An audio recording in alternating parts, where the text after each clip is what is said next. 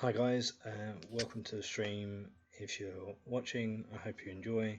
This is the Tale of the Temps. If you wish to catch up, do follow our YouTube page or the previous sessions under the Alpha Reboot.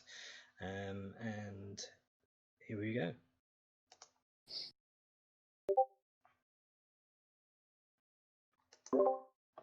Okay, is everyone ready? Yeah, boy. Ready as I'll ever be.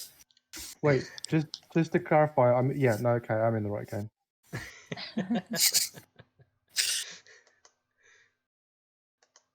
Just now imagine Clarence's character in like another campaign just playing just randomly. Yeah, Randomly rocking up, beating people up. 14th level wizard just rolling attack rolls for no reason. So, Jirak, do you need Goplana's sheet? Did you Yes, say? please. Yeah. Okay, give me a sec to allow that. I also can't see anything at the moment. I don't know if that's intentional or It like may I just got a black. It very may. Yeah. Fair enough. Well, Fair enough. maybe. I shall not judge your judgment. I will find out in just one moment. So, okay, so you should now have Lana's very detailed and colourful sheet. With all the highlighting, I'm guessing. Oh wow, that really is colourful. Okay, cool. So, just a little sort of catch up from previous sessions. So you guys had gone about some daily business. You'd obviously been entrapped by the slavers. Have tried to now maneuver yourselves to plan your escape. Jirak, you managed to escape into the ethereal plane and managed to have your shackles removed. Upon re-entering, kind of got yourself like knocked unconscious and beaten up and thrown back into a cell. While that was all going on, some of the others had set things in motion themselves also. Goplana had actually also entered the ethereal plane and met your father, who was under the guise or influence of Vordok's will, and was kind of almost working on behalf of him or for him under some sort of spell or curse or whatever the case may be, and kind of using very tactfully being able to dispel this magical sort of force behind him. Goplana managed to bring him back and kind of talk to him and try to find out and understand what was going on. After that, we learned that you'd actually managed to almost kind of confront Vordok and challenge him to like a one-on-one, a challenge to the death. And you was led to a room under the knowledge and knowing that this battle of the death was kind of unwritten law to anyone who kind of like uses this kind of I'm trying to think of the word, premise of kind of trying to keep balance. Anyone could challenge Vordok, but no one has done so until now. But the understanding is it is to the death. No outside interference is to occur, and whoever wins obviously has the premise that they can either decide to show their force and control the slavers, the burden. They would have rights over them if they wished to try and do that, but knowing obviously that they are slavers and that's what they're born for, and if anyone tries to obviously change their ways, they're not going to be so easily swayed. The other portion of this is you could just say, well, Vordok's dead, you all have now the opportunity to step up to the plate and take control, but while you're doing that, I am leaving, and if you try to stop me, I will kill you too. essentially. So, and that is pretty much where we left off.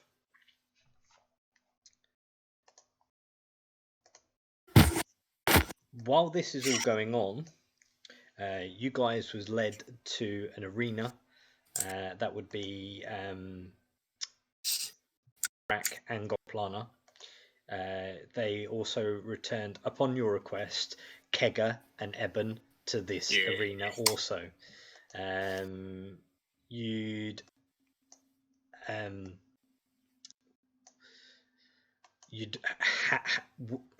you had to have left Summer and Clarence behind in their cells to do what they were doing. Little to you and Octavius are aware that they'd actually managed to break free a lot of slaves in the process, and kind of have a horde of slaves now kind of ripping other slavers into pieces that are unawares of their Sorry, horde. Yep. Nick, I have to interject. I take offence to calling them a horde. They are friends and an army. To you, they may be. Yeah. The other is, of course, Octavius. Now, Octavius, you're still in the ruin, in this chambered room that seemed to have been almost magically sealed, and you had gained the ability to gain access to this room. This room has very little in terms of artifacts in it at your disposal. However, there is a door, like a mirrored like door, with a staircase that led up to them. You spend a little time trying to investigate the room, but don't come across anything of worth to your knowledge that you seem to find. However, you do hear quite a lot of disturbance on the outside about. You kind of hear like shouting of Vordok's been challenged. One of the slaves has challenged him to the death. And you kind of hear that kind of rambling going on. You hear boots shuffling as people pass, or slavers pass through this kind of expanse on the outside of the room, these heavy doors. So how much time has passed since I got in here? Since you got in there, probably, I would say you've kind of had a full long rest since you've been in here, so you can go ahead and, of course, do what you're required to for a full rest. Cool. That is basically what I was asking, because I had no spells after the fight with the Earth Elemental. Cool. So I find nothing in here, then, and I've had time to rest. Then yes, I will now go through that mirrored door. Okay. So going through the door. Let me just pull up my notes. I've had to lower your stream for this bit. So I do like having the stream there, because now while you're on other people's bits, I can see what's actually going on.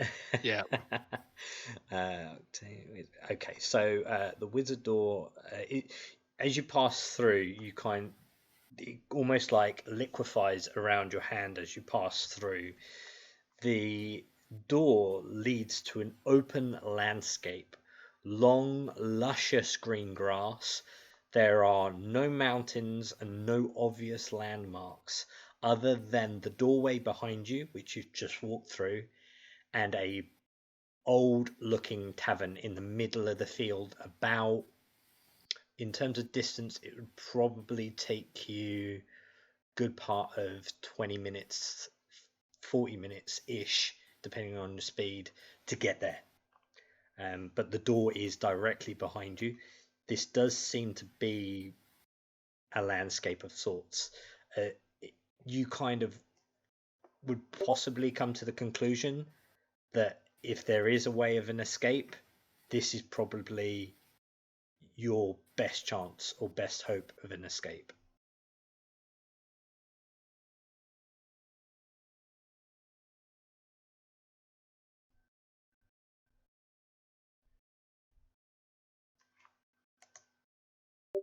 You're muted, by the way, Octavius. That would be really helpful after describing everything that I just did. So I would go back through the doorway, back into the office. I'm not going to spend 20 minutes walking there to find out nothing's there. Mhm. I'm going to come back in and I'm going to cast invisibility on myself. Well, firstly, I'm going to go up to the large doors and see if I can hear any movement outside. Okay. You can't hear any movement outside now. Cool. Then I will cast invisibility on myself, which will give me up to an hour. And then I will venture out and try and find the rest of the party.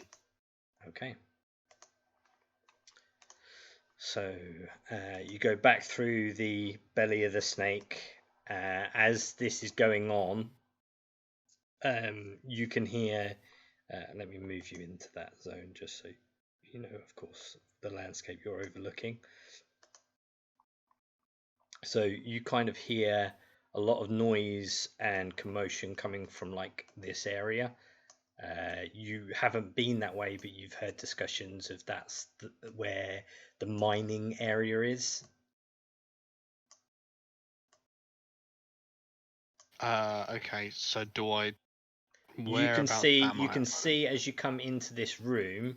You can see that there is 3 or 4 orcs that are kind of like running in this direction, like through, like into that area. So out of this room into a new room, but they're heading this direction. Okay, do I see these guys here? No, they're not currently there. Sorry, that's just for the That's imagery. why I was That's just a for bit the imagery. confused. Yeah. Okay, I will head down towards the mines first then. Yep. Okay. As you head into the mine, you do see. So there is a lot of slaves that are like kind of helping each other break chains free. Some obviously that are too weak and trying to help each other up.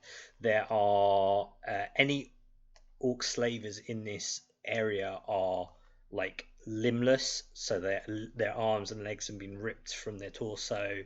Their chest, their rib cage has been busted open.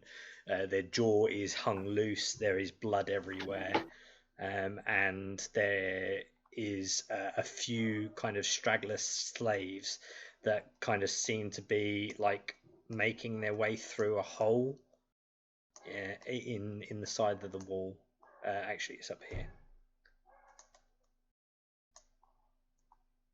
When you say making their way through, you mean out of this area or into? Yeah, out of this area.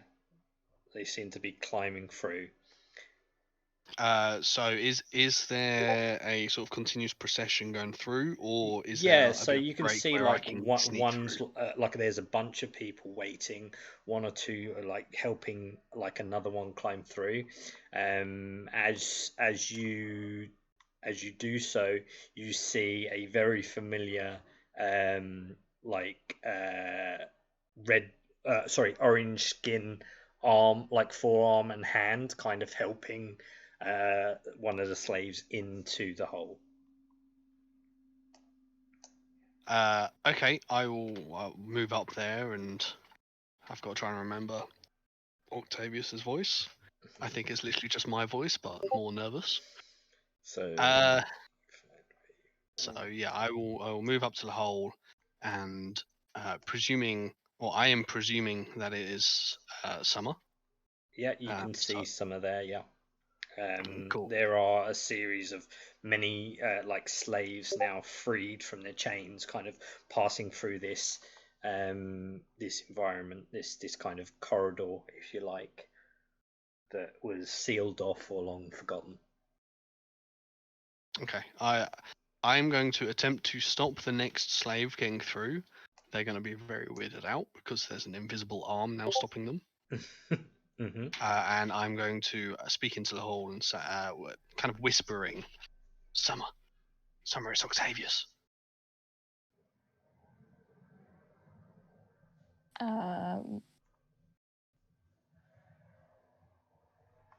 Okay. Yeah, invisible. Sorry. What's going on? Have we found a way out? No, not exactly. Where's everyone else? Jirak's kind of fighting the big bad guy. Okay, that would. Okay. Okay. Okay. And everyone else? Oh, Lana's with him, I think. And me and Clarence are here, freeing people, and trying to find a way out. Okay. I think I found a way out, but it's there's kind of a magical barrier that I think only I can go through. So probably not so helpful. No, I was gonna say it doesn't really help the rest of us. Okay. Okay. I will keep looking. Do you know where my books are? My books. I need my books. No. Okay. Where does this start? Where does this go? I don't know. We haven't been down here yet. Just yeah. Okay. Okay. I've been down here. This leads to where they kept the animals. Oh, Clarence. Oh, Hello. Hi, creepy invisible man. hey, Clarence. How's it going? How's it hanging?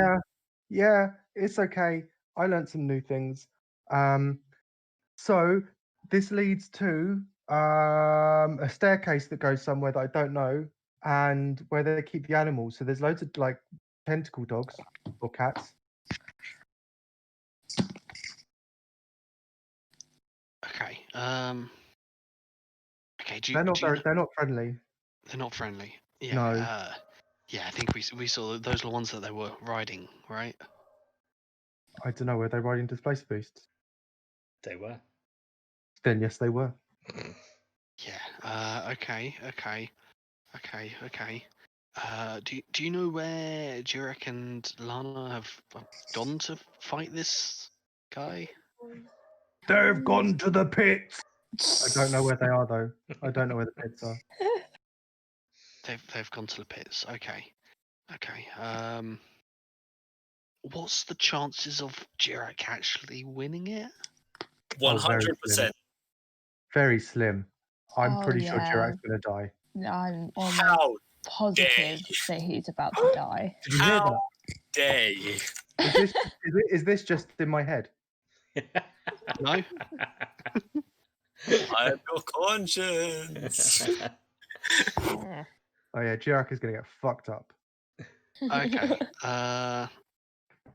Okay. Do But we we do can't in rescue here? him. We can't rescue him because then he'll get No fucked up even more interference. because there's no interference in the pits. One man mean- enters, two men enter, one man leaves. Well, unless if a third man enters and gets one of the other men out. No, that's not allowed. That's interference. That's interference. It's not allowed. We'll all What- die. What happens if Jirak dies? Oh, He'll roll up a new character. Guys. What's new role? I'm not sure I understand. It's what happens when someone dies. They go to the afterlife and are reincarnated.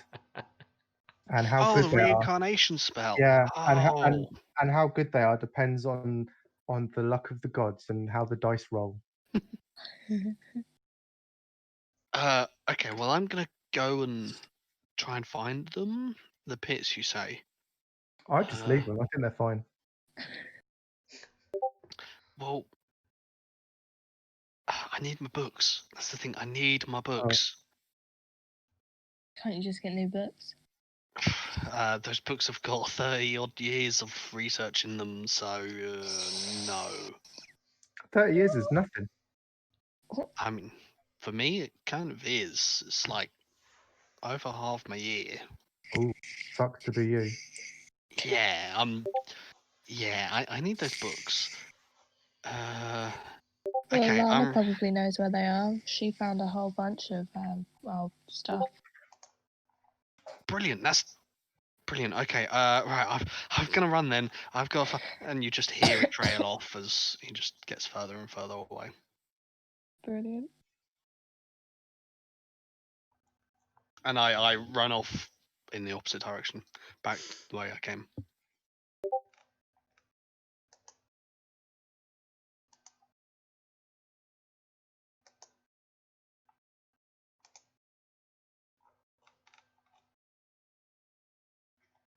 Okay. So you go. Are you heading just back into the belly of the snake? Yeah. Yes, and then probably the way that I saw the orcs running. Okay. Yeah. So let's move you firstly to there. So you Yeah, and head then you towards head there. down this direction. Yeah. So you end up. You see a group of orcs by the doorway, which is here. They're kind of all like one moment. Before I actually go through there, how long has it been since I cast invisibility?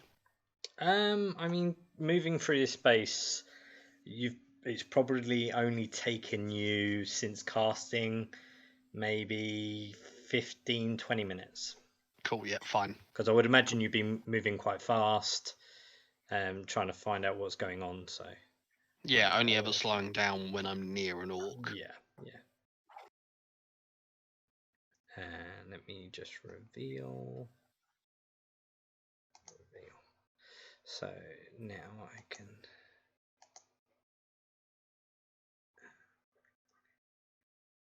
Polygon. Pure.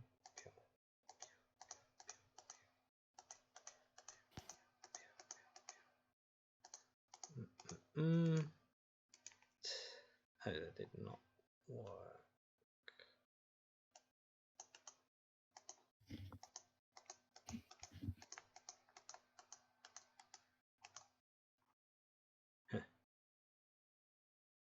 Why does it not work?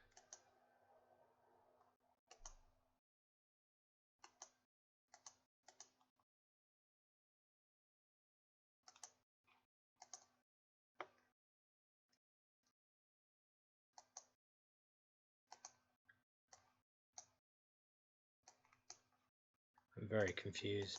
I don't know what's going on here, why I can't unset my...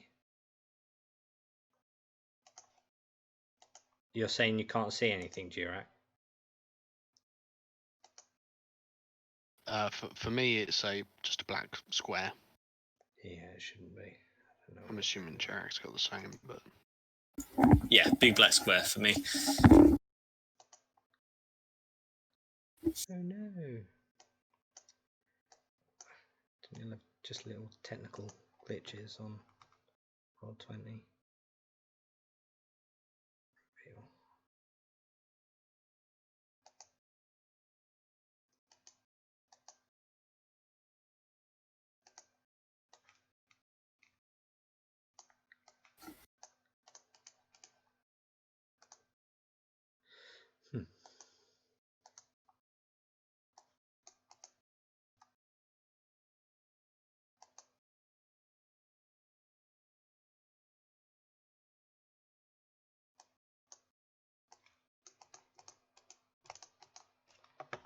I don't know what's going on.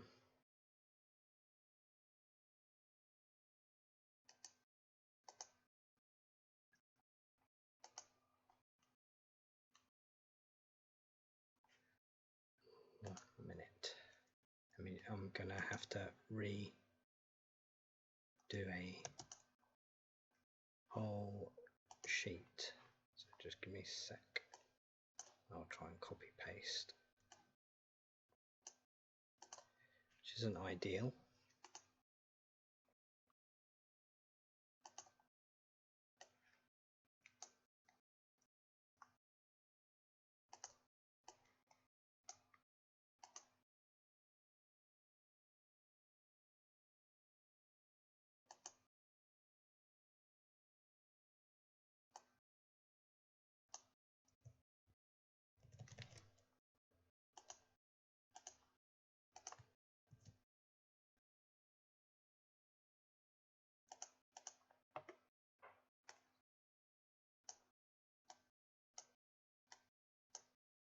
tell me if you can see an area of mapping. Nothing. Let me refresh, see if that fixes it. But at the moment, it is just black square. It might be because I assume that like all of us are seeing different pages. Yeah, It might have something to do with it, but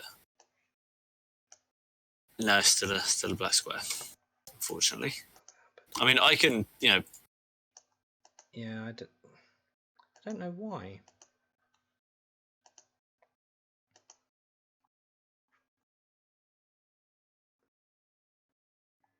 Reveal area. Odd. I mean, there we go. as long as we're in like, oh, there, I can see shit now. There we Yeah, go. banging. Right, I'll drag myself Why on. have I not done that on? There I am. I'll put Lana it's in completely the different stands. on the other Watching, having a great time. She can be hanging out with Kiga. This. Copy.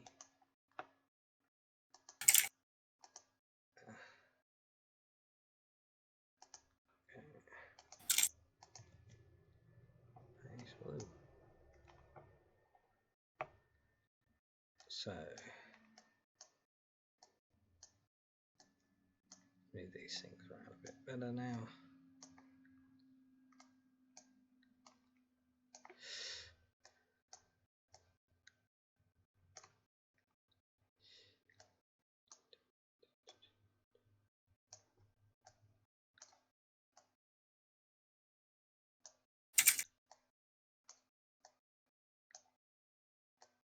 So these 4 like orcs outside the door, like peering in.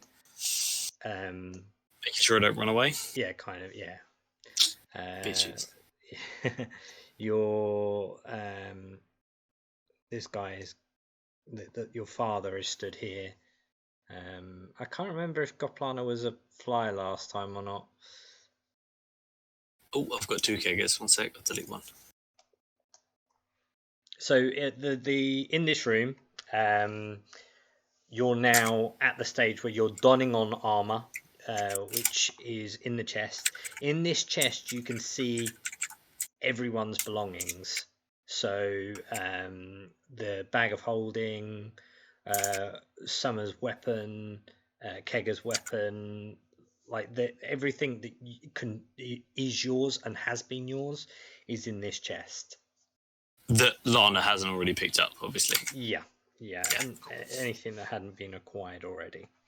I'll like look over my dad's shoulder to where the fly buzzing around his head is. Which I mean, I think we've been together long enough that I understand like the movement patterns or whatever of Lana flying around. I'll look at the fly and go, I found all of our stuff, and then as Vordok is doing his whole He's speech. kind of just doing he's kind of finishing off his speech at this stage. He's doing the whole sort of muscle reflex where you kind of circulate your arm and elbow out and kind of like just tilting his stretching, head. getting ready, getting limber. Yeah. I'm kind of doing the same. I'm like if you've ever seen, I assume you've seen The Phantom Menace when Darth Maul is behind that like the laser wall. And he's just walking back and forth, eyes perfectly trained, just like prowling up and down the. Oh, that's Kiga. Up and down the way, just sort of maintaining eye contact and not trying to psych him out, but like proving, puffing my chest out, proving I'm ready for a fight. At this stage, while that is going on, he's kind of going through the ability to bend the mind of the one who chooses, blah blah blah, and you're still tying your straps to your armor on, and like that kind of emotional like hype is of course filling this space. As you begin to finish. You're ready for battle as you hype yourself, and you're hearing the words of Vordok, but you do notice that your father's eyes are glazed over, and a tear is running down like the left side of his cheek, and you kind of see him grip your blood spear, because he managed to obtain that again, and he kind of just like throws it by your feet. Knowing that eye contact doesn't mean anything to him, but it does mean something to me, I'm going to stare like at his glassy eyes, say, "Father, I understand you have been through much, and much strife is yet to come.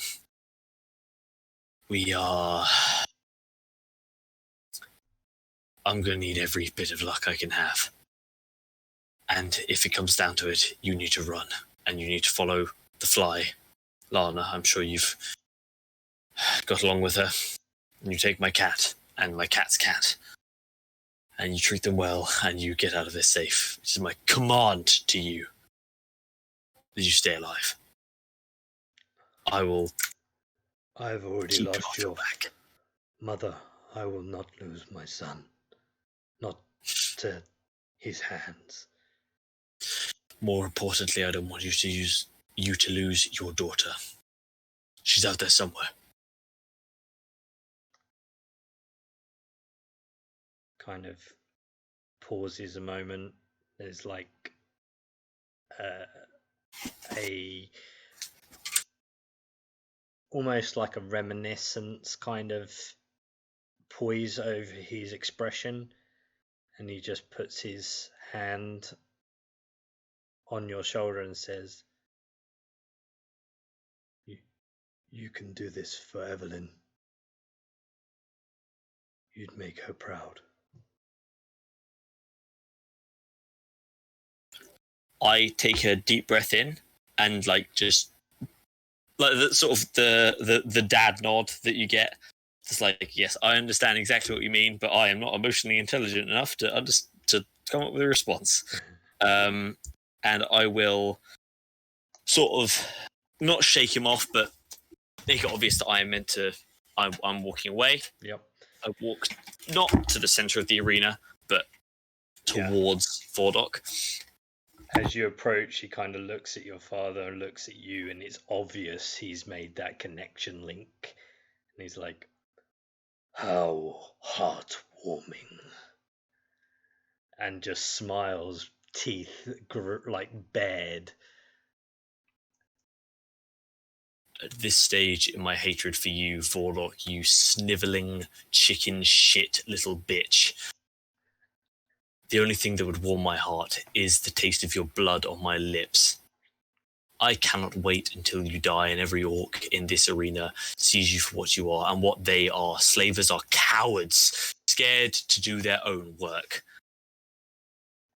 I will have your head on a spike and I will carry it with me wherever I go for the rest of my days, be that 1 or 1,000. You will die today. If it's not by my hand, then it will be by my companions. Your cowardice is evident in the fact that you work on hostility and solidarity in yourself and no one else. You work alone. Everyone here works for you because they are scared of you, not because they like you. And I spit on the floor. If I die and you get out of this scot-free, know that someday your death will come, be it not by my hands, but it will be by my companions, for they know that I shall be avenged. And I I do like a big, almost like a Maori hacker, like big breath in, like smacking my hands on my chest, like getting ready for him. Mm-hmm. Okay. Come and face me, you bitch. He like stomps heavily onto the ground. You can feel the vibration through even the distance you are. There's also like when like tarmac is really hot and you can see like the vapor of heat coming off the ground? Yeah, the heat haze. You can see that like on the area that he's just stomped on. Go ahead and roll initiative. Before we do, may I ask if my tattoo has been finished? No, I said I was working on it, but I don't think it is. But if you say it is, then it is. Remind me again which one it was. It's from an Unearthed Arcana. I will check our messages for the specific which one it was. And you was doing that here, wasn't you? Yeah, like while I was here, because I didn't have my equipment, so I was doing like tattoos on myself instead of the runic markings that my Runite Fighter subclass gives me. Does it? I don't know if I does had it enough stay time to on do there? it. How long roughly it should take to? I think it's. Let me see. So spells. I've got the UA here. Magic tattoos.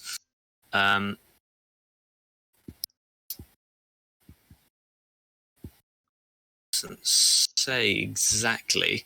I think it's based on how much like coverage it has. And my one, if I'm not mistaken, let me just double check. It's not that one. This a Blood Fury tattoo. It is legendary. Requires attunement, obviously. So it's like it goes up my arms and a bit onto my shoulders and back, like onto my chest and that. So it's quite extensive. It is pretty big, yeah. So I don't know if it's like all there. I would say working. you probably, putting in mind that you've probably only spent 3 days like actively awake downstairs. I would say you're probably maybe half done. You've definitely done the outlining, but like the actual filling and Haven't colored detailing, it and haven't done like yeah. the magic spark, whatever. I would say, yeah. I would say that part's not quite finished. Fair enough. So, I will, as the heat haze shows up, I was like, then it is a fair fight, bitch, and I'm gonna get ready to fight him. So, roll initiative.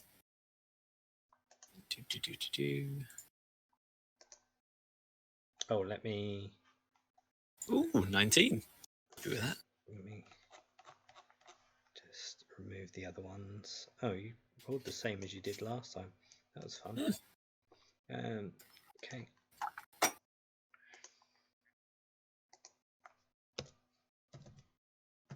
Ooh.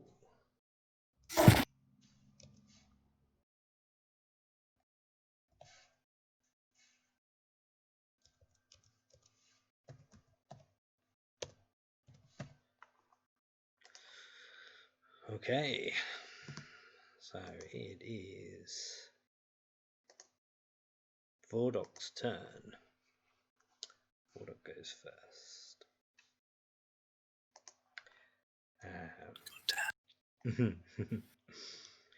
He will kick off the bench. No, actually, he won't. He will. What will he do? He will go into a rage. An interesting insight into what his character sheet looks like. You see, he just like as he stomps onto the ground, the heat emanates, and he kind of just arms both like fists to the air as he's kind of holding his weapons, like biceps showing, and just roars. And you can see almost like the muscles tense and swell, and you can see the rage kind of come over him. He will also he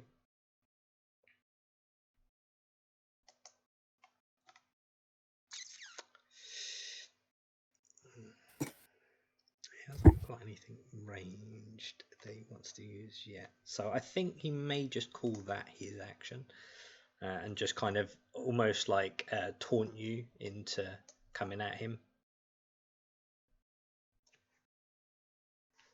So, Jirak. Okay, so bonus action, I'm going to invoke the Might of the Giants and grow 1 size. Okay. And I will call out to all the people in the audience. Now you witness true strength, and I like hit myself on the chest twice, and gain a significant amount of height and damage on my attacks. I will move towards him, but not all the way towards him because I want to. How far do you want to be from him? See, I'm going to move exactly 20 feet away from him, conveniently, and I will use my action to go into my defensive stance as a spearmaster and sort of like get as low as I can as a giant, sort of like get low, so all he can see almost is like my legs and a bit of my head poking out around my shield, and the spear ready for when he charges me.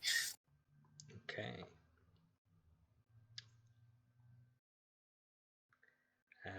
As you do so, yeah, sure. He will just rush at you. So Okay, so as I've taken the defensive, I get an opportunity attack as he does so. yep. An attack that takes my reaction, not technically an opportunity attack. If I remember correctly, so that's a 21 to hit. 21 is meat to beat. Okay. Holy shit! Seriously? Oh fuck. Okay. That is 24 points of piercing damage. As I just jab him on the way through. As you and attack him, can you just roll me an additional perception check? Oh. Go on, plus 11. You can do it. Oh my god, 31. Yeah. Hell yeah. The armor that he's wearing is like scaled plate. And you can see like elements of his orcish green skin underneath like portions of like the armor and the straps.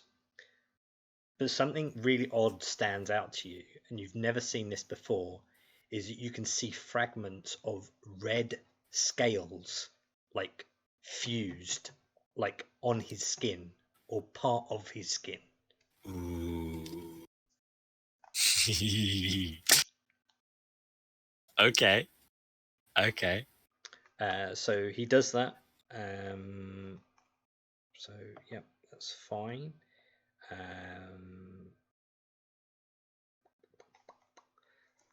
Okay, so that's that. Was that the end of your turn? I think no. That's the opportunity. It's his turn. Yep. That was just my reaction. Okay, sure.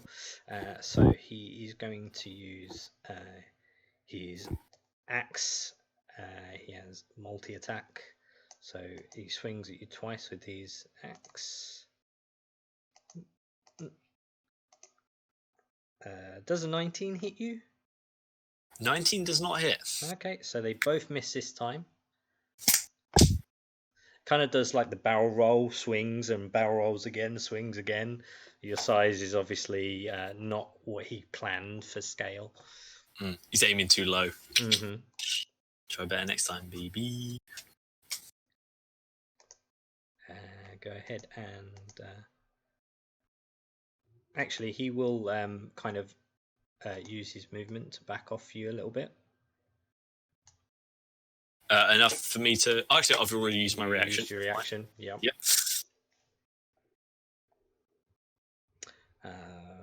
Yep, that's his turn, so go again. Okay, so I will... Seeing as he's fallen into my trap, shall we say, of letting me get an opportunity to attack on against him, I'm just going to, like, almost hunt him down, just following him as he takes a step back. Just how close are you getting to him each time? I'm just going to like walk to the point where I'm in range. I don't believe being enlarged increases your range, so it will be in 5 feet. Okay. But first, I'm going to bonus action use one of my rune, activate the rune magic that's on my shield. So this rune on the inside of my shield flares into life. As you become in range of him, he is going to use his reaction this time. Mm-hmm. Which is his preemptive attack. So he's gonna be able to use his axe once towards you. So as you come back aim, he swings another time. That is no, that misses again. Not doing great. I just get this like thick, deep smirk on my face as I do so. Okay, I am so activate my rune. That's a bonus action, give me resistance to bludgeoning, piercing, slashing damage for the next minute, and I am going to, as my action, do the good shit, attack him twice with the blood spear. Okay. So that is a 25 and a 25 to hit. They both hit. for 18, 15, total of 33 points of piercing damage. Yep. Half because he's raged. Straight into him. Yep. And I think, yeah, that's what bonus action was to get the resistance. That's everything. Okie dokie. Let's move you up a little bit because you've moved further back. So that's, Oh, yeah, sorry. Yeah. That's right. Right. He is going to give me a sec.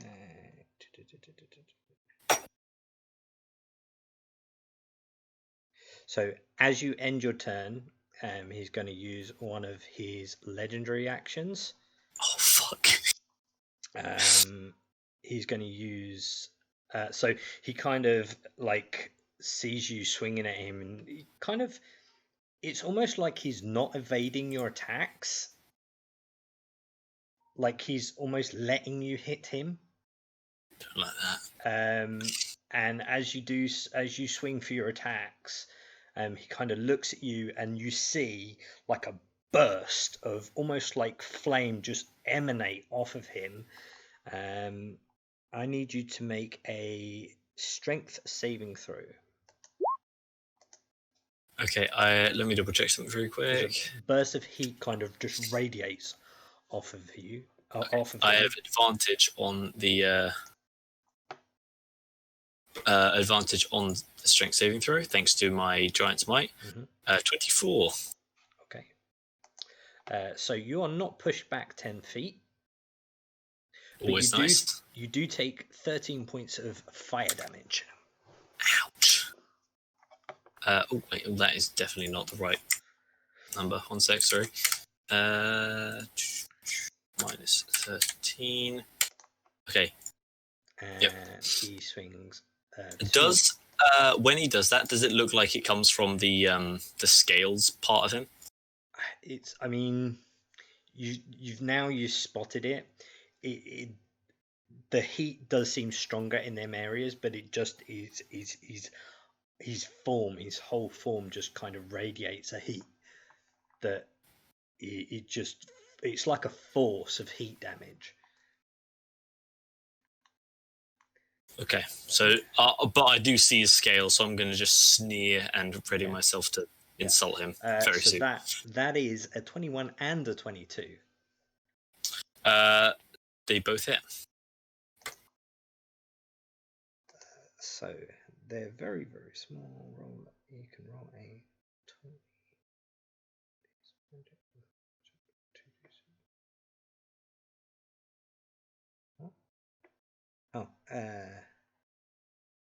I can roll 2. No, that's fine. 6, 10 points of slashing damage. Okay, in total 10, or is that 10? In total 10, yeah, you rolled very low damage then. Okay, so I only take 5. Thank God. I sneer. Is that the best you've got? Yep, it's your turn. Okay, I'm going to start off bonus action, Hunter's Mark.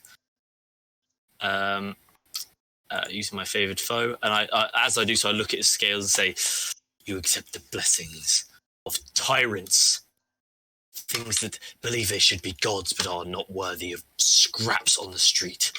And I'm going to but Hunter's Mark, and then 2 attacks using the blood spear. 22. Oh yeah, my nice. God. So 23 points of piercing damage. Yep. Half to 11. Yep. And then, let me. 26 plus 17 is 43. 43, half to 21 points of piercing damage. Nice. You do, as you attack with the crit, you manage to catch like a piece of the armor, and it just kind of pwings off, and it does reveal like the back end of his shoulder has a lot more scale to it. Only a coward would accept the blessings of a beast such as a dragon. They are filth. Spit on the floor. Your turn. And that would be my turn. He in turn responds with, "The Cinder King was a god, blessed me.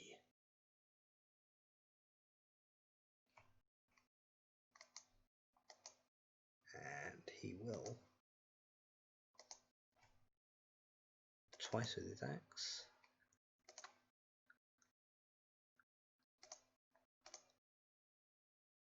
And what am I doing?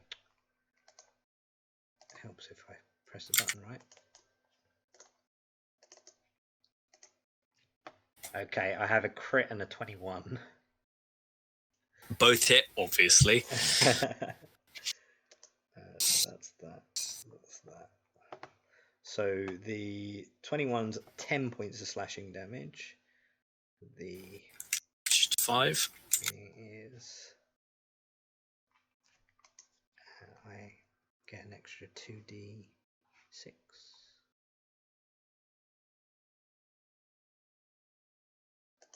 2d6,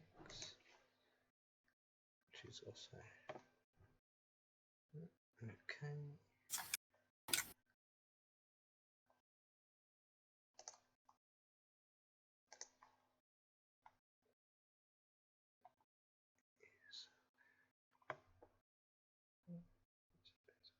So 15, 16, 20, 22 points of damage. Okay, reduced to 11. Is that including the 10 or as on top of the 10? That's on top of the 10. Okay. So that is 59. Yep. And I think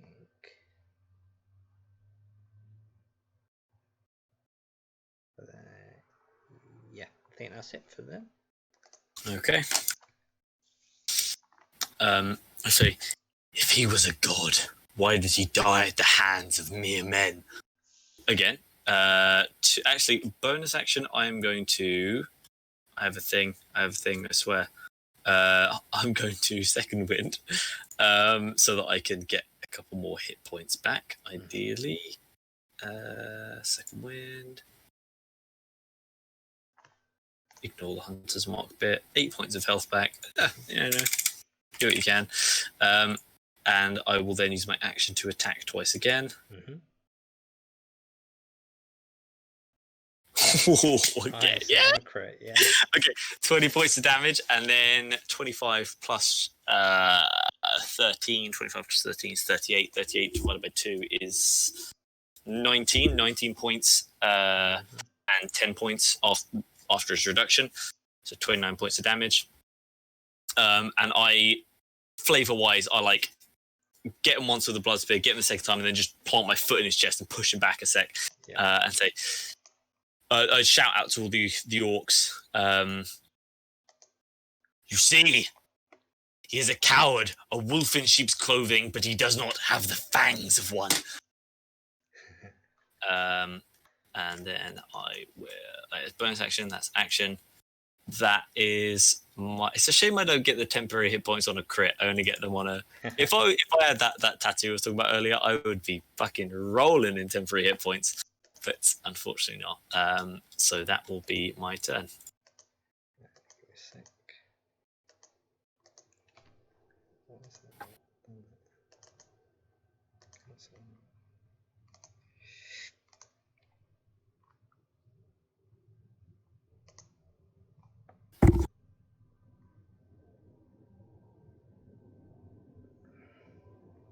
Oh, sorry. Back in a sec.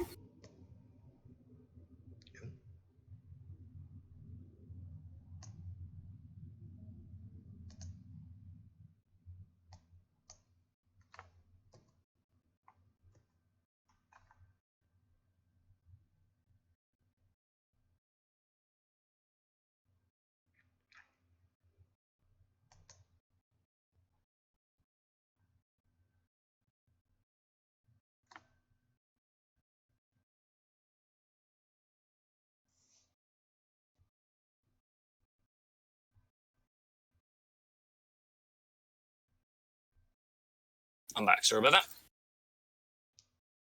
It's alright. Oh, it's that.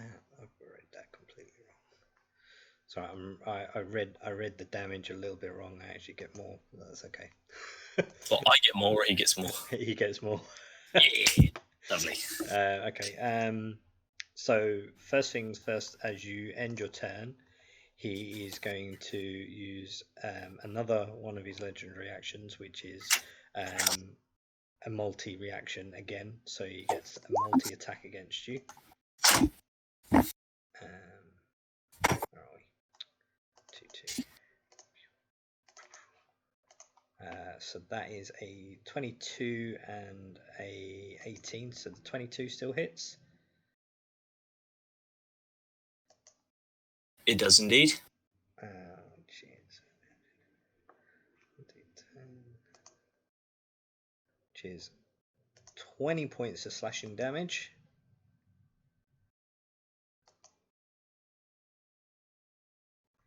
He backs off of. Oh, no, get out. He backs off you a little bit, so does have an opportunity attack. You do have an opportunity attack if you wish to take it.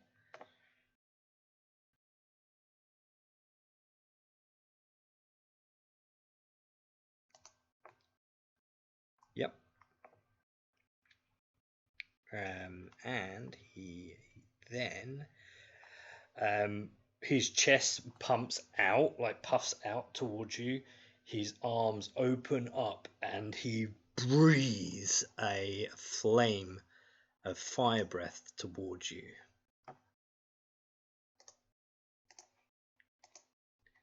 Which is a 22 again.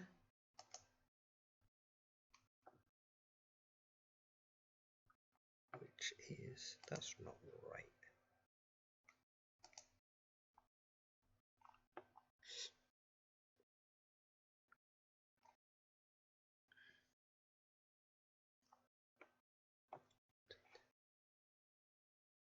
Steam 17.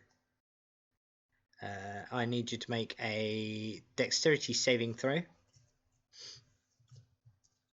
Mm-hmm. So you take 17 points of fire damage. Or half a success.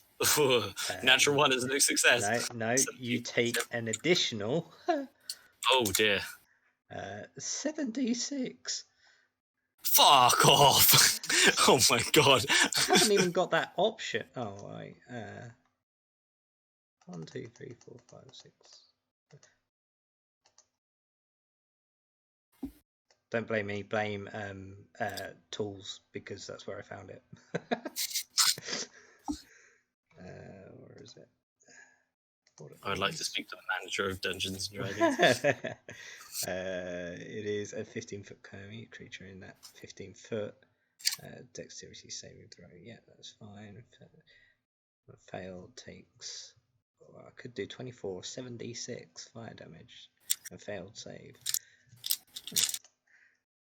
So yeah, that's 23 points of fire damage as you are burning in flames. Ouch. Not so nice. Okay. Cool. And as his bonus action, he does something that is very familiar to you. As he takes a breath to make a second wind. Fuck you. 1d10 plus level 5, so we'll just do 1d10. 2 points of DC. I turned to the crowd and said, "Look, he can't even second wind right." That's what I think. Because it's I'm trying to work out what level. 1d10 plus fighter level, yeah. But it's challenge level, isn't it? It's not level. If it's an NPC, it'll be challenge rating, yeah. So we'll make that 7 points. Not a lot, but it's something. Yeah. For a one-on-one fight, a CR5 encounter is not nothing. So, yeah. So, yeah, that is his turn. Okay. Let's see. I think I'm going to go sicko mode. Bonus action, Zephyr Strike. Nice. And I say, how's he looking? Looking fucked up? His armor looks pretty ropey now. Like there are pieces of it that have come away, and have exposed like more of his like red dragon scales. He's got blood. He is bleeding. But he's not like about to die or anything. It's hard to tell. I'll take that as a no. So he probably looks as bad as you do. Okay, yeah, I'm happy with that. That means I'm in winning distance, in my opinion. So I rear back, cast Zephyr Strike as a bonus action, so like wind begins to whip around my feet. I dodge left, dodge right, and I lunge in towards him. Let's see, where is it? Yeah, I'm gonna make 2 attacks. However, the first, ignore that second one does 8 less damage. Oh, it's a natural one. Actually, sorry, no, the first one gets advantage because of Zephyr Strike. Okay, good to know. So that is 30. Hit that. However much. God. 31, maybe? Yeah, 31 points of damage, reduced to whatever. Second one misses, obviously. Yeah, and that is a crit. Say again? That is a critical miss. Sorry, no. Crit fail. Shit. I didn't even think of that. Is it a melee or ranged? A melee attack. Melee. As I 1d20. Dodge up towards him. Actually, wait. Do I have inspiration? Can I use inspiration to make that not a crit fail? Do you have an inspiration left? I have one, yeah, apparently. I think because I got one and then immediately used it, and then I got another one for my... I think it was I gave a business card for the very horny blacksmith in Western. Sure, go ahead and use it. Okay, yes, sure. Perfect so card. I'm going to use that. So is that a reroll, or do I use the 31? You can use the 31. That's fine. Cool. So 31. That's 29 points of. Actually, sorry, 21 points of damage because the Zephyr Strike doesn't fight the second attack. His shoulder pads, like with those attacks, like are like now hanging off of him. They're kind of swinging about. They're not actually covering much of his shoulders at all. I bellow. He's still got mainly his chest plate, but yeah. You are nothing. And then I'm going to action surge and use 2 more attacks.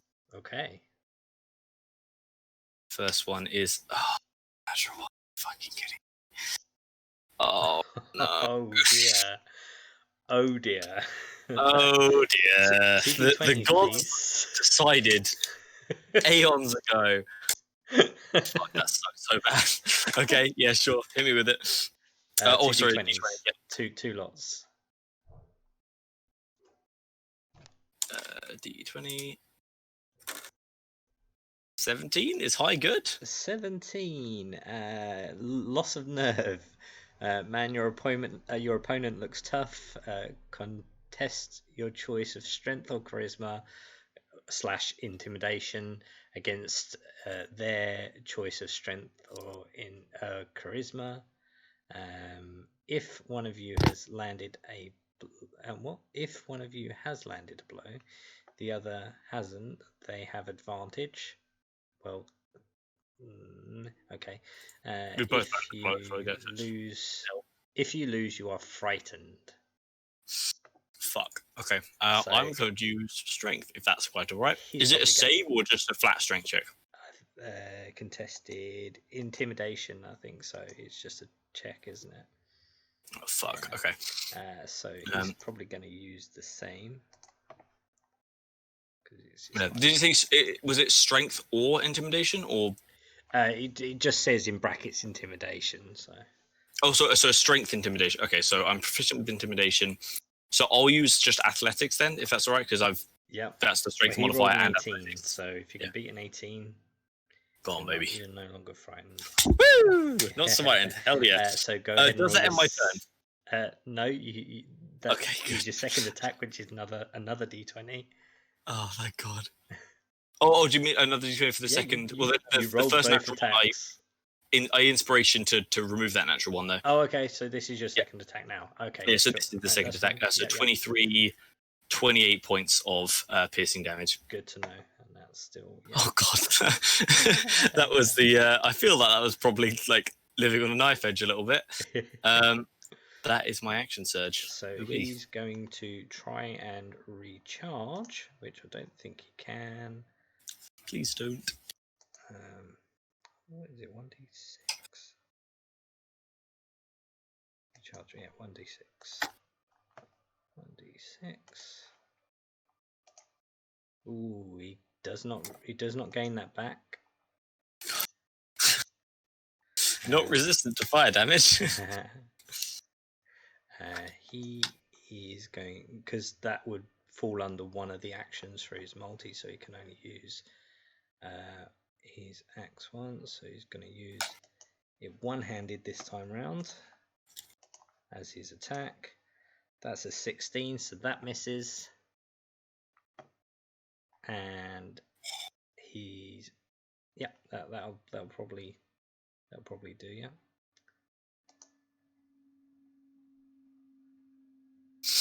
Okay. Bonus action. Does he get that again? Yeah, he gets another one of those. He's going to use another one of his second wind. Another... Oh, my God. 8, Okay. 9, 10, Alright, 11, 12, alright. 13. That's his last now, though. So that's 13 points of his healing back. Okay. Okay. So back up to me. Let's see.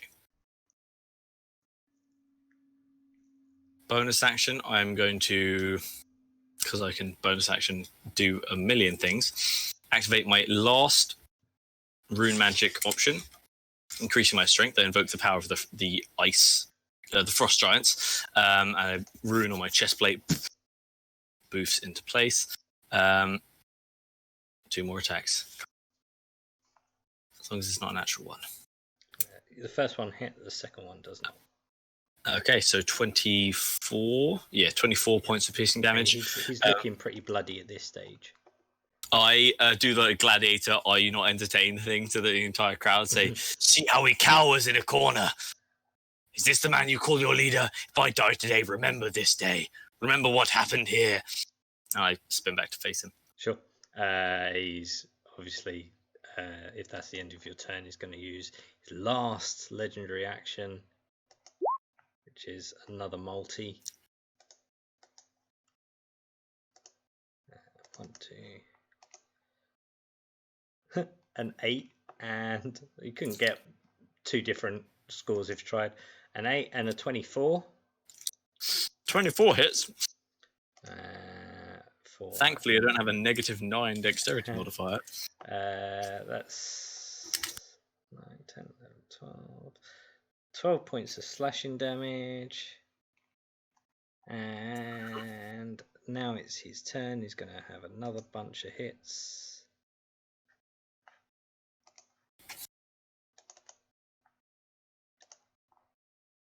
Pow pow. That's better. 22 and a 23.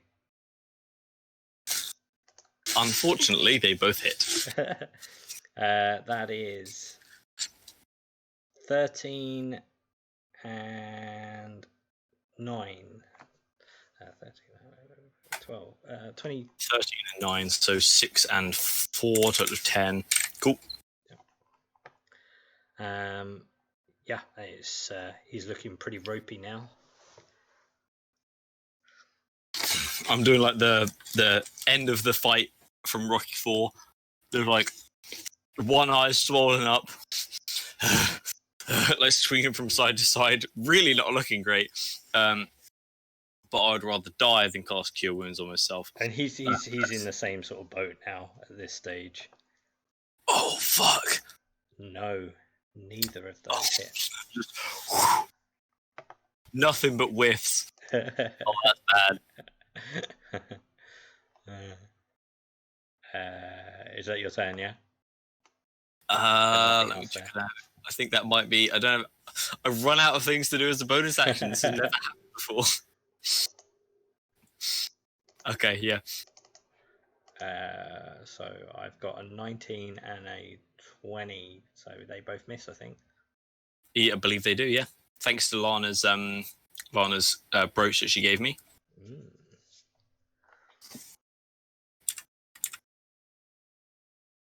So, he's probably going to use his movement a little just to kind of come around to the side of you a little bit here.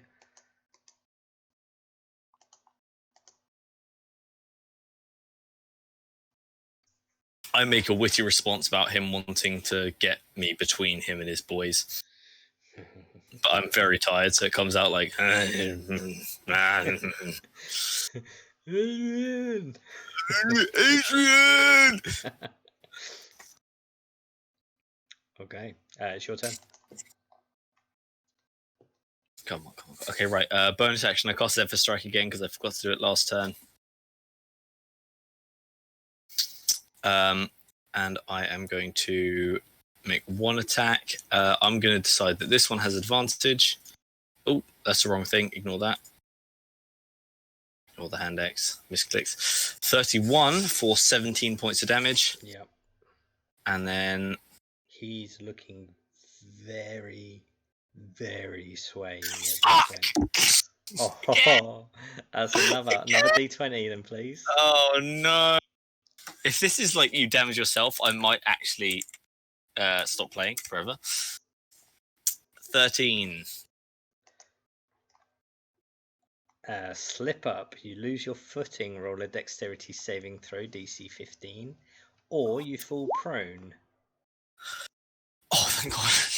Okay, I'm not prone. But that is the end of my turn. Actually, very quick. Sorry? Let me just check this. Keep glitching out there. Signal drops. Okay, yeah. So I can... No. Signal's dropping out, Ollie. Maybe. Yep. Your signal's dropping out there, Ollie, if you can hear me. We may never know what he can. Do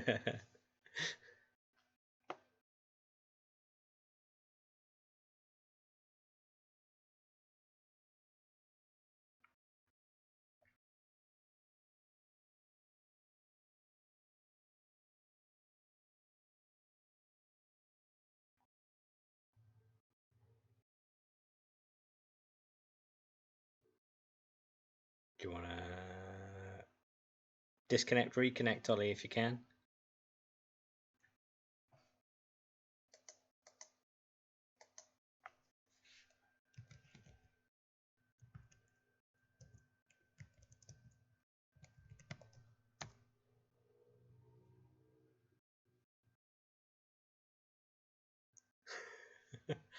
Don't just love technology. Can everyone else hear? Yep. Yeah.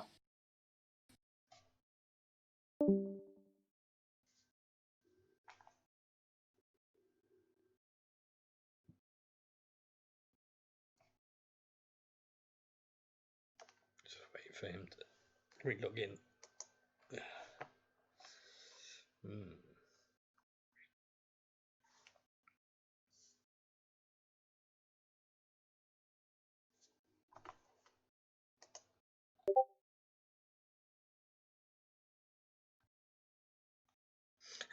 He thinks his internet's just fucked up. Hello. Hello. Okay, right. I'm on my mobile data because something's gone wrong with my wired internet. Yes, typical, isn't it? So did my turn come through? Wait, did I get? Yeah, no. I succeeded on the dexterity save. Yeah. But I used my because of Zephyr Strike. Yeah. I'm able to move without provoking opportunity attack, so I run back to my dad and say, "I want him to look in your eyes as you die, you coward." And be very intimidating and scary towards Vordog. Mm-hmm. Okay. he is going to try and recharge.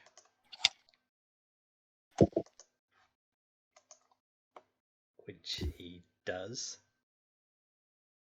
Okay. He comes into range a little bit more. And oh no. Oh fuck, he's gonna hit me and everyone else. Says, "Then you'll all fall to your deaths, useless scum." Oh, this is.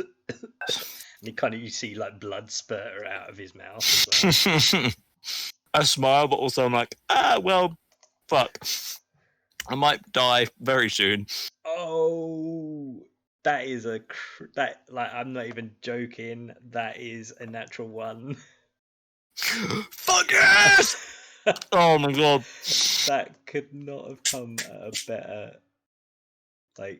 Hold on. I need to share this to you in the thing because you wouldn't have believed me else. Oh, look at this. Oh yes. So yeah, That's what we like to see. And let me just see if there is anything from magical spell attack. For flavor, can I say that I do that scene from the Dragon Slayer, that movie from I think it's the 70s, where like you hold up the shield and the fire just like splits into two either side of the shield. Yeah, that's quite a cool shout. Awesome. D6. Oh no, where is it? Over here. Each intended random target. Yeah, so that's actually quite ideal because it says you hit an unintended random target. All combatants within 10 feet of him. That's for bad. a 30-foot range, blah blah blah. I mean, it's at my discretion. So, how many more we got? 1, 2, 3, 4, 5. We'll say 5 for that row, 6 for that row. So,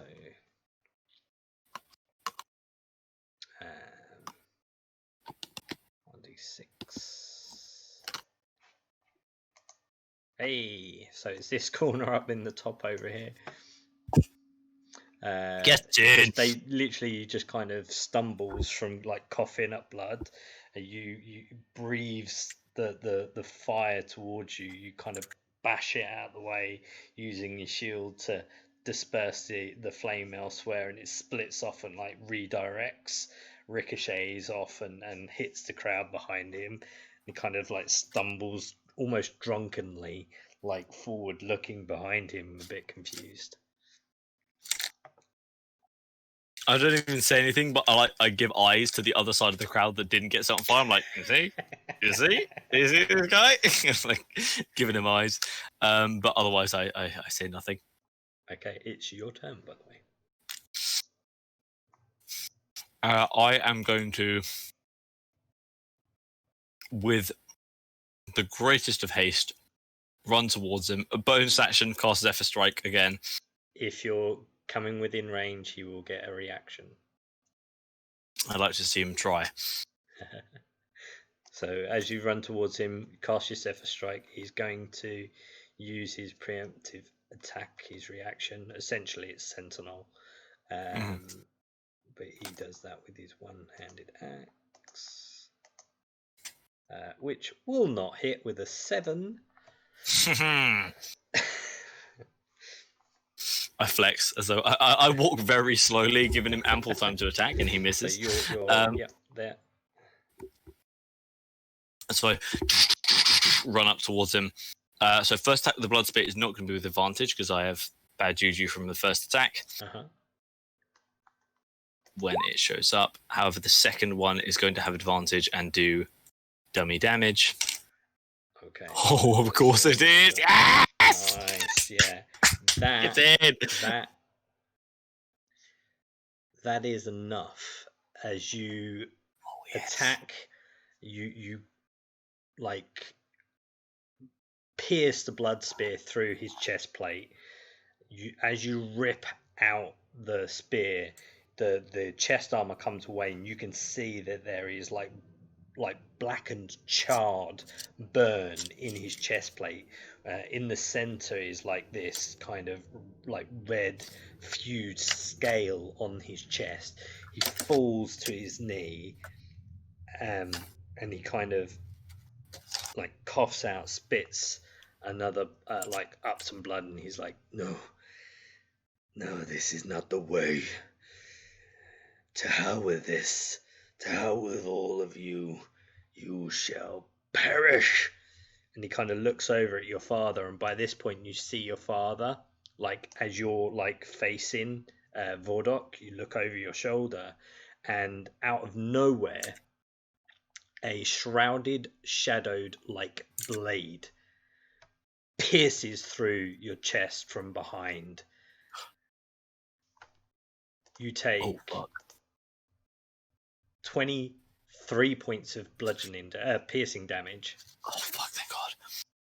Okay, I am at not very many hit points left.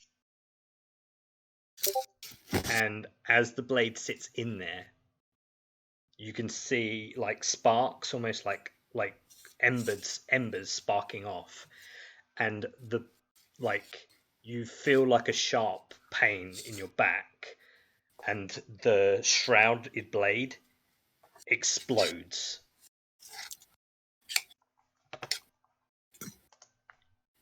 Oh, that's bad. You take additional damage from this. What is your full hit points? Because I really think it may exceed. Well, first of all, I'm going to cast Absorb Elements using my last spell slot. Okay. To half the damage, but my maximum hit points are 93. Okay. This is like a necrotic.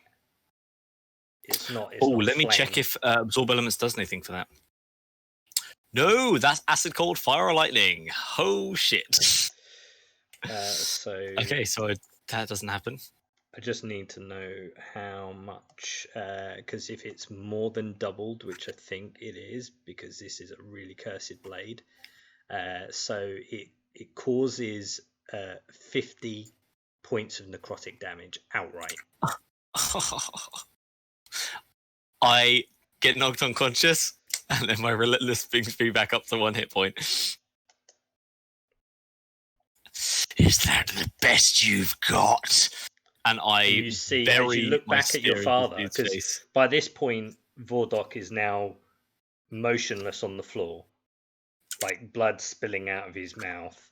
As you look back at your father, his vision, like one of his eyes is coloured, the other is hazed over. The hazed one is streaming, and he is emotionless. And as you look, the coloured eye begins to haze out as he holds like this broken hilt that you can still see almost like shadows like wrapping around the hilt of this wad's blade. And the only thing that stops my spear from going further into Vordok's chest is the fact that my hand cannot fit into the dirt behind him. And I turn around to my father, who's literally stabbed me in the back. And can I just say I headbutt him and knock him out, and just fucking nut his head in? You can tell that. I mean, you have the time where you're looking back, and there's the moment of shock that this has occurred, and you don't know how or why.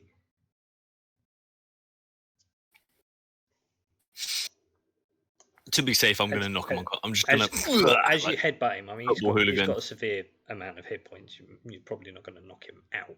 But he kind of does stumble back a bit, and he kind of just like, oh, I don't. I'm sorry. I'm sorry. And he kind of unsheaths another blade and goes to hold it to his own throat. Jirak will go, Lana, stop him. And Lana's gonna, let me see what spell she has. She's got like a fucking vine grabby spell, right? Let me see. it will probably be a dexterity save if you're going to try and catch the that's blade. not what I meant. There we go. Yeah, she wants to. So she like throws a thorn whip at the blade and just like tries to yank it out of his hands. So yeah, it'll be a dexterity just to see how quickly Just see how quickly she she's reacts. Yeah, able to react. Yeah, anything So it's plus 15. Flat dexterity. Ooh, Oh no! no. So he kind of you can see that he's clouded over, but he's like, "I'm sorry, not to take you and your mother. Oh God!" And he just and blood peers and spills out of his throat. He falls to his knees. He's now bleeding out. I will kind of do like I'll like motion to Lana will turn out of a fly and run over to my dad who's bleeding out on the floor, and Jirak will, knowing that this is the time to do it, if not ever, will like turn to all the orcs that are watching and like make an eye at all the ones that are wounded as well, and says, "You see, your leader was a coward. See, he meant nothing. He wanted nothing of you. He meant nothing for your greatness. Slaving is a cowardly trade. You should be ashamed of yourselves. Now, if you want to continue on your vile art, then fight amongst yourselves for the privilege of being the chief among cowards. But if not, then leave this place. Going around the room at this stage and like? Yeah, I'm like circling. Okay. As you're circling the body of Vordok and giving this speech to the other slavers, you begin to hear a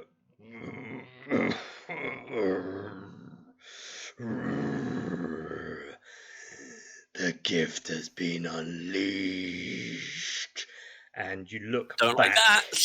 You look back at Vordok, and you see the red scales begin to swell and burn red. They begin to glow as his form hulks in size. A tail emerges from behind. A snout rips through the form of his orcish head. A dragon emerges. Oh, that's really bad. Oh, that's really bad. It's so big. Oh, fuck me. As he turns, he's lashing out. Walls are being hit with the tail. Fire is burning into the room. This wall crumbles and collapses. Behind it, strangely, is some familiar faces. I turn to the familiar face and say, "Hi guys, we need to leave," and then immediately run the opposite direction, assuming they don't tell me otherwise. So you see Clarence, Summer, and Octavius. Beyond this wall, oh, let me move the wall. Stop. Yeah, go for it. Sorry. Map. And yeah, there we go. Ta-da.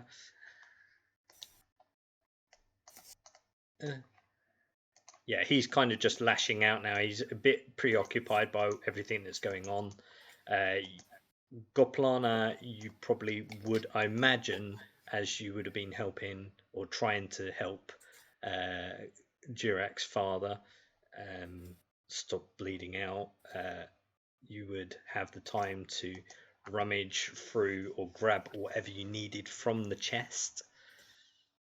If there's anything Lana's good at, it's at stealing things that she believes I need to know belong what the to her. priority is. Is she trying to save your life? Is she trying to take the gear? I'm telling you now, my priorities is getting everything that I have. I'm getting into the bag of holding. Everything that's in that fucking chest, I will stay there. Yep. And I will pick everything up. I don't even care. Like, that is where I'm doing. That is what I'm getting. I will wait until that. I'm assuming this is a dragon and it's going. I will just put my folding in a minute. 1 second. It's important. We'll be back in a minute. It's going to show. Yeah, 1 second. I'm going to grab everything that's in there and I'm putting it in the bag of holding. I don't care what's in there. I will just pile it in. Okay, thank you. I'm gonna go. Okay. Lana's gonna fucking run afterwards as well. Yeah. Ollie, you question. So, Holy shit. yeah. I would very much like to grab Eben first. Yeah, I mean, kind of. Kega picks up Eben like okay. like a cat would a kitten. The scruff of his neck. Yeah, and kind of like bounds as quickly as Kega can in this state towards Jirak and the hole. As Goplana was trying to aid your father, seeing this kick off, she just opts for grabbing what's needed and running. Okay, in that case, seeing as Jirak's dad is still like bleeding out on the floor, I think Jirak is gonna go and his last spell slot, since he didn't use it to absorb elements because of the necrotic thing, is going to cure wounds. His dad. Is that touch? So you? It is, yes. You're So gonna run over to him. Yeah, 1, 2, 3, 4. So you're gonna need to make me a dexterity saving throw to avoid the tail, and then Oh fuck! Here we go. Oh, thank God! Yep. So you avoid the tail. You're over to your father as you speak. He's literally like at this stage, moving over to him. He's motionless on the floor. I'm gonna just hit him with the cure wounds as soon as I can. Okay, how much do you plumb into him? Let's see. 6. Wait, is that?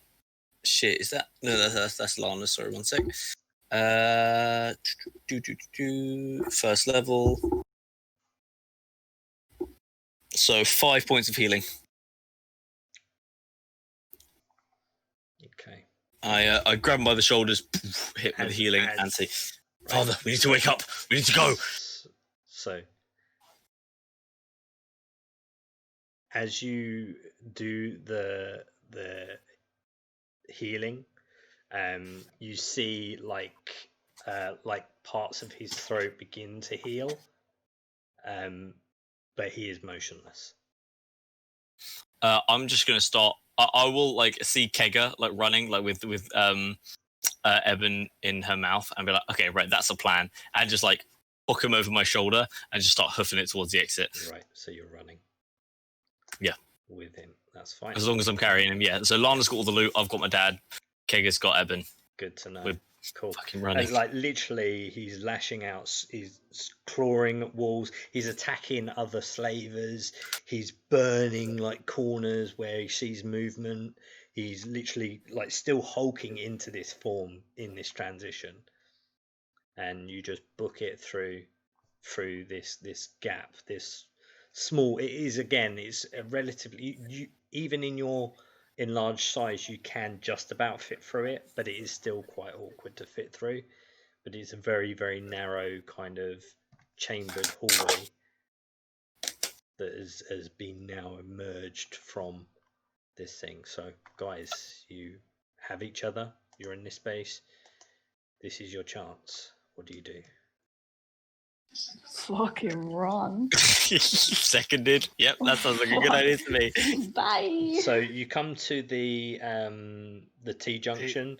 You know that carrying on forward and going through a few winds and bends, you know that you can end up back at the mines, and if you go to the right hand side, you can get by to where the stone that Clarence moved, where the stairwell is.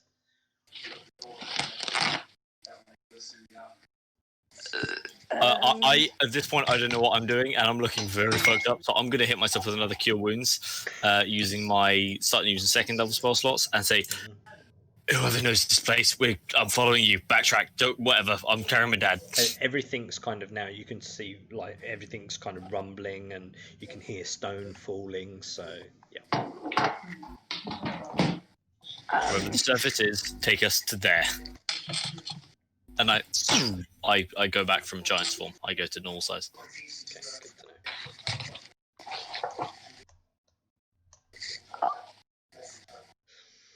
Okay, guys, come on. This is your time. Time to shine. I'm following you guys. You've been here before. I haven't. Come on, guys, follow me. And I'm gonna lead everyone back to the stone. But before I do, I would like to use my ring to drop a giant rock on the dragon's head. To drop. A giant rock weighing up Okay. to 1,000 pounds. So almost like the ceiling of this chamber. Pardon? The ceiling of the chamber that he was in, essentially.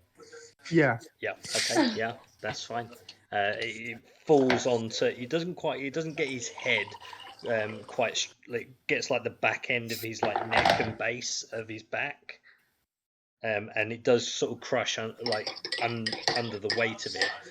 He does still like rage and rage like wraith around, but he cannot move anywhere near as much. It's more like the struggle of trying to get free. And then I'm gonna run. Okay. You say you're heading back to the stone, was that? Yeah. Okay, so let me see if I can put you all together. So you all move you follow Clarence, and you see as you pass through, there's like slaves as well, kind of in this tunnel. But you end up back just here. Boom, boom, boom. I'm using the ring to move the rock this time rather than strength. Yep. And when I see the slavers, I'll tell them to follow us. The slaves, sorry, not the slavers. Yeah, fuck the slavers. Yeah, slaves can go fuck themselves. So where you, as you come through this way, everyone's following you. You move the stone out of the way. There are still stones, and now with the structural integrity of what was formed in this space is clearly now at risk. Everything kind of seems to be collapsing. So where wooden beams would be holding up the structure of what was formed here, they've now collapsed. And there is. Can I use the ring to keep like the major structures up? I mean, temporarily, yeah, you could. Yeah. So just like enough time for everyone to get out and the slaves to run out. Mm-hmm. Can I use the ring to sort of hold, like, the main support beams up? Yeah, from here, you managed to kind of get everyone into where the doorway was to the tamer's room, or you have the stairs leading up. That's about as far as you get. Okay. I guess I'm gonna tell everyone to go upstairs. Heading up the stairs? Yeah.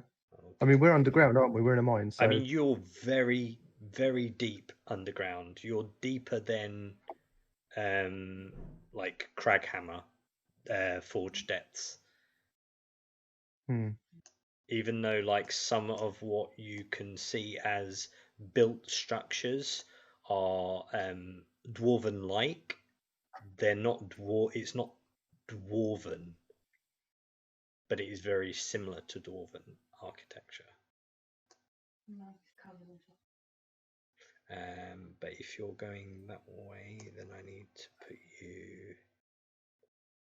Where are we? Okay, hold there. So you are currently. Let me move the planner here. You are currently here.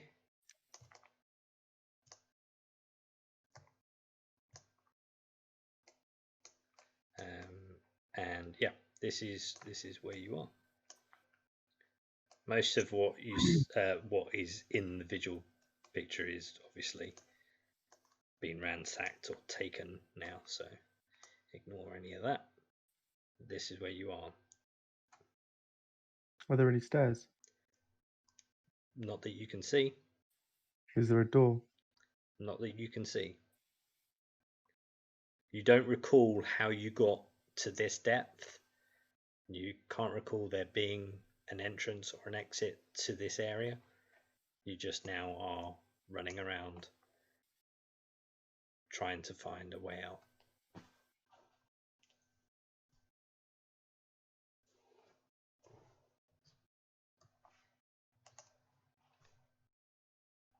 Guys, where are we going?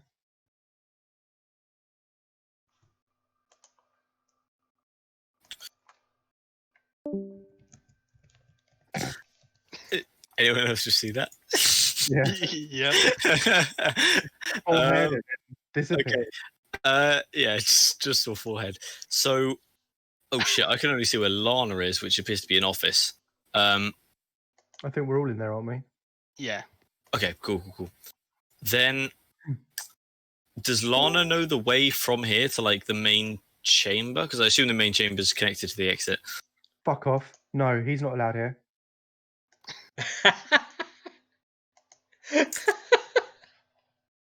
Excuse Get me? out. Get out. Get out now. I wouldn't mind. Oh, you fucker! Get out! Get out of the call! Get out. I will fly over to Alaska. I think I just killed your best mate. What are you saying? I wouldn't mind, but he literally just said, "Do you mind if I jump in and just like get them all paranoid?" It works. Well done. Fucker. It was amazing. Thank you, Mortaz. Goplana would most definitely recognise this area as the area that she was sent to try and make stock of what she had, so she would definitely know the way back to the belly of the snake. Then I think Lana, knowing this area, would take the lead and follow backwards. Good to know. So heading back to, so she goes past, you can see that there are a series of like opened up like chambered rooms that have like broken tables and broken glass and all sorts. There's a bedroom that you kind of pass through, and the door you can just about make out through the crack of the door that there's a bed chamber. Heads down a series of stairs which leads you back to the belly of the snake. Are the slaves with us? You've not got as many, but there are a series of them that are following you. There are still some that are in the mine area and in the belly of the snake, and other areas that you pass that are trying to help each other and trying to work out what they want to do. Are there any guards nearby that are alive? There are not in the chambers you've walked past. What about the one we've just arrived in? Belly of the snake? No. Fuck. I will shout out to all the slaves. Hey, does anyone know like how to get out? Like, what way's the entrance? They kind of now start muttering, but amongst themselves. Useless. So I know which way the portal was and know which way the mines are.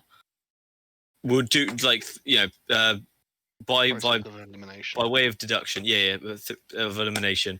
So the rooms we'll find out which one we don't know is the way out. The areas that you haven't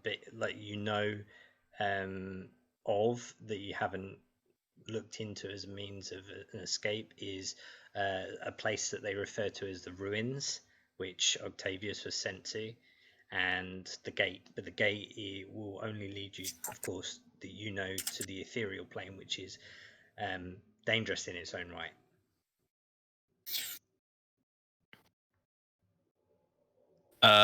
So I'm going to not mention the ethereal plane until we can come up with a better idea, but if we can't, then I will. What's the way? The ruins? So Octavius, I'll say is this way to a portal to hell? We'll literally say hell so people don't think it's a good idea.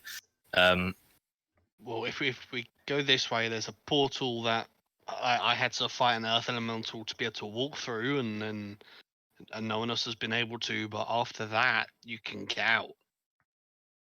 So maybe we can take down the gate, or but I can't leave without my books. Do you know where they are? No, I Summer and Clarence said that Alana might know where. I mean, Or- Alana has grabbed everything that was in the chest, or the contents of the chest, kind of just Oh, I know. shoved it into the bag of holding. So if Oh, anyone's I got it, know, but- Goplana's got it. So Lana will stick her hand into the bag of holding and think Yep. Think Octavius's books and see if like anything comes to her hand. Yep. There's Does she- Octavius's book. I had them. Okay. I picked them up. Yeah. I picked them up. They were one of the things that I found. They were one of the things I found on the room thing. A while ago in that room. Yes. Yeah, yes, it was the stuff that she picked up the first time. It was one So- of the only so- positive roles in that situation. Oh, she So did pick your books she in will that, say, did yeah, she will say, "I've got the books." This book- Oh, I go and I literally grab and start. You know, like a sailor's been on water too long. They start kissing the ground. I start kissing my books. like, oh, thank God, I've been away from you too long, sort of thing. And then I'm gonna start scurrying off towards the ruins. I had the envision of like the book coming out of the bag and holding, just being like, "Where the fuck have you been?" Right. Yeah. So where are you guys heading? Octavius is heading towards the ruins. Okay. So I don't is know whether everyone else everyone else following? is I'm following. guessing. Yep. Okay. Ruin pure. I'll use Summer because it's the only token I got. Actually, I do have Octavius, and he's not there. Go away. No, not that. Not the pillar. Not We the need the pillar. Yeah. There we go. So I'm literally going to scurry straight through and kind of just stand on the other side. As you like get close to the gate, you can hear like the almost like a powering down kind of, or like a switching off noise, like a boom. As you stand in one place, as you walk beyond it, you hear it go woo. Okay. Well, I'm going to stand beyond it and just like one of you, come on. As you're The beyond windows it, you walk up paranoid. to it. Who walks up to it? Who tries to I pass will. through it? I will. Okay. Is someone asking me to pass through it? I kind of did. So Then yeah. I know I hear the noise. Is there still can you see a barrier? You can see a very light gloss in the archway that kind of seems like a barrier, yes. Okay. Before, you couldn't see that. Okay, I'm going to kind of step close enough that I could put my hand through it and pull Yep. someone through. As you get closer to it, you hear like the powering down noise. And then as soon as Clarence gets near, I will pull him through. Yeah, he comes through, no problems. And I'll go, brilliant, quickly now. And I will start literally just kind of holding my hand across the doorway. Yeah. We repeat the process for the many, many people that we have in our little party. Yeah, no worries. So, How many slaves do we have with us? Or ex-slaves do we have with us? You've at this stage got about 60 slaves. Fucking hell. Hell yeah. Statistically speaking, that's more dangerous than an adult red dragon.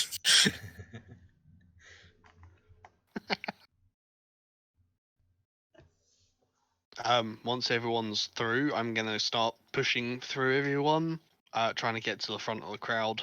Yep. And I will start heading up the stairs. Yep. So you head up to the mirrored door. And I'll look You back can and see go, that something you didn't actually go ahead and do me a perception check. As you're in this space now, you're kind of familiar very with good at it. perception. You can have advantage because you spent a long time in this room now. That did not help. What's your passive? 10, I think, whatever. Oh. I've got 0 plus 0, so yeah. No worries, that's fine. Okay. Are you passing through the door first? Yes. Okay. As you pass through the door, you find yourself in the same expanse that you was before. Everyone else in the room, you can see a stone glows above the door, and there are 3 other stones that are not glowing.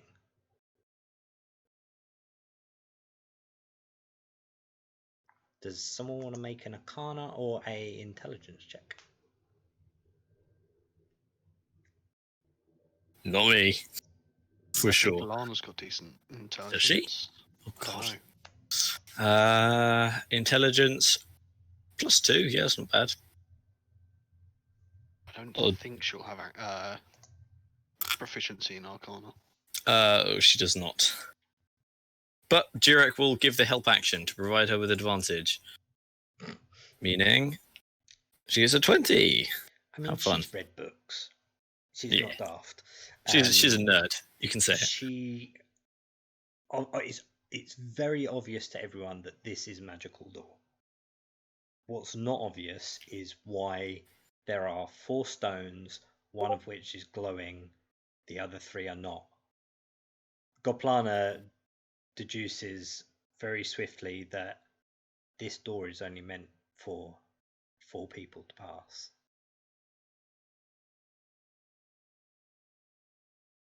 And she'll turn to the group of 60.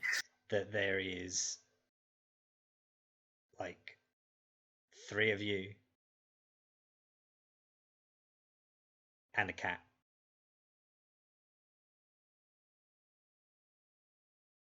I mean, now, does it count Eben could probably pass as like not counting if someone was to carry him. But 60 slaves. Yeah, I'll carry him. Well, there's more than just 3 of you, though. There's 4 of you. Plus a cat. And plus 60. There is.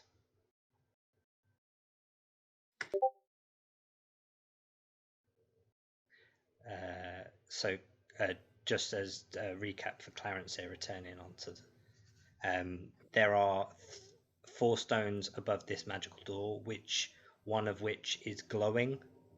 The other 3 are not. And there are 4 of you. There's 4 of us. Yeah. Who's missing? I've already gone through the door. Right. Goplana has already kind of acknowledged or kind of decrypted that this door is meant for only 4 people to pass.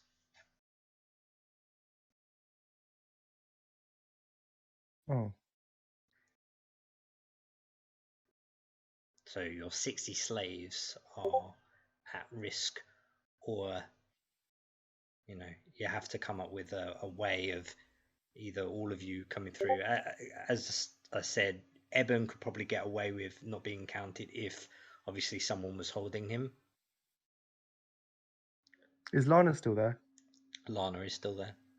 Do I have all my equipment back, like my armor and my? Yeah, mace? I would say in this space, like I would imagine Goplana kind of gives out everyone's individual belongings as quickly as she can to like try and get you guys equipped again with the gear. So yeah. Has any time happened since I've gone through the door? At this stage, there's still, a very brief moment. You kind of come through to the expanse, and you're just now. It's a glorious day. There's like a few like patterned clouding. The sun is out. The sky is blue. The grass is swaying gently in a very subtle breeze. There's almost like that sweet, like crop air. When like they're burning crop, you kind of smell that sweet kind of scent in the air.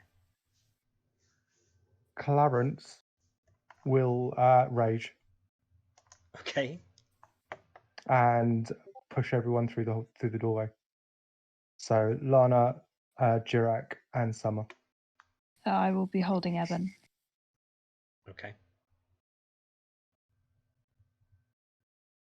I just want to point out that now Jirak's father is left behind, Keg is left behind, and I had a way of getting Lana out. Can we put like a bunch of people in the bag of holding? Oh, just temporarily. Yeah, like 2 minutes. I mean, someone could piggyback, not piggyback, but if someone was small enough not to be recognised as a person, Kega could get through. I like squint at Well, Clarence. Clarence isn't quite small enough.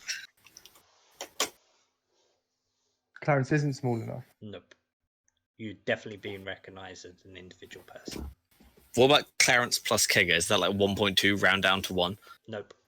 Fuck. we're getting Lana out. If she's got another wild shape, she can change into a fly again and just sit on someone's shoulder. Shout. But that still leaves Kega behind. Well, yeah, it'd leave Kega or someone else, yeah. And Kega is metaphorically eating for 3. Well, the thing is, if Lana can turn into a flea, she can jump onto Kegler and probably sneak through. Yeah. And then there's still one person. What do you mean there's still one person? At So, this stage, only Clarence is things- kind of raging and trying to force people that he cares for through the door. So first Clarence, of all, you're it's making Summer. the decision very difficult. First of all, it's Summer and Eben. They get pushed through the door. He's now kind of grabbing Goplana and trying to pull her towards the door. Well, I think Goplana turns into a fly. Okay. Goplana turns into a fly and sits on Kega. On Kega. Kega, that's the on one. Kega and Kega Yeah. goes through. And Kega runs through. I tell Kega to run through. okay. Can I try and wrestle Clarence and get him through? I don't. It's okay. I freed these slaves. I need to stay here with my dad. Your dad's dead. Take him through. He's not a body. He's But an I like object. have him on my shoulder. He's breathing very weakly. He's not dead. He's an right object. here. He's classified as an object now, not a creature. Take him through. I cast Cure Wounds again to make him a creature, not an object. Don't. If you kill him and then take him through, you can then use Cure Wounds to revive him. That's not how it works. That's definitely not how it works. Surely. I can look after you, Dad. Me and the slaves. We'll find a way out and we'll meet you sometime. But I need to make sure these people are free and they're safe. With all due respect, Clarence, you are a child. I'm not a fucking child. I'm just an old dwarf in disguise. Ha ha ha ha. I fooled you all. No, but seriously, I've still got the beard, haven't I? You've still got your beard, yes. Oh my god. This is Little Theb's army. Jirak starts tearing up. This is Little Theb's army and we will prevail. Isn't that right, guys? That I try and cheer them on. I'm going to do a charisma check. I mean, Do you know what? some of them For a kind of go minus two- like really energetic, like yeah, and then like a bigger handful, like yeah, Clarence the Kind, breaker of chains. That's a dope title. I'm a fan of good titles. It does. It's a good convincer. We'll look after your dad and we'll find you and we'll bring him back to you. I'm gonna cast Cure Wounds again just to like get him conscious Okay. if I can. How much do you plumb into him? Let's find out. Find out together, everyone. Second level Cure Wounds. Okay, no, that's good. That's 17. He comes to. He's very weak. That's not a massive surprise. But the one thing you do notice, as he opens his eyes, like he's still like has like that haze over his eyes that like blind people get, but there is like a subtle color beyond them, and he's like, Jirak, Hi, Dad. My son. Jirak knows that he has to say, like, we're going to be split up for a little while. You need to, like, trust the people that you're going with. And he knows that he has to say it, but it feels like he's just, like, can't really. He's going to sit there and just, like, kind of make eye contact for a little while and, like, give him a hug. I'm sorry for everything.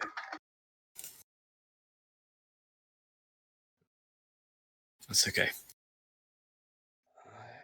Your mother died at my hand.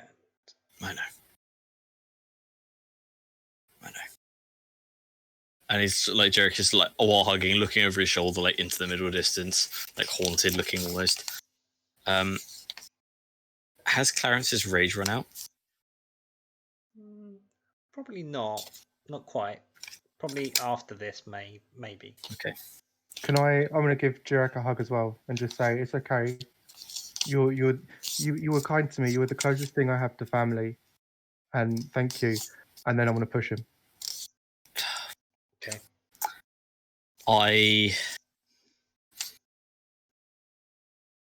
I'm going to make a strength check to try and avoid it happening, but... Okay, do you want to do a contested? Oh. Okay. Is it strength or athletics? I mean, if you're trying to... If he rolled a flat strength, I'll roll a flat strength. Yeah. Yay! Holy shit. The dice tell a story. Okay, so as you kind of looking at both your father and Clarence just like says, just picks you up and lobs you. Just throws you one-handed by the scruff of the neck and the belt buckle and the belt straight through the mirror door, like Jazzy Jeff in Fresh Prince when he gets throws out of the house. Yeah, straight through the mirrored door, and you end up in the expanse, along with your friends. Clarence, you are now in a room with 60 slaves and Jirak's father. And your journey, so to speak, for you may only just be beginning. For the others, you find yourself in this same luscious, vast, open landscape of long, green, fresh, rich grass beaming with life. There are no obvious landmarks. There are no mountains, no hills. The only thing that stands out is a tavern in the center of this expanse, and the door behind you from which you came.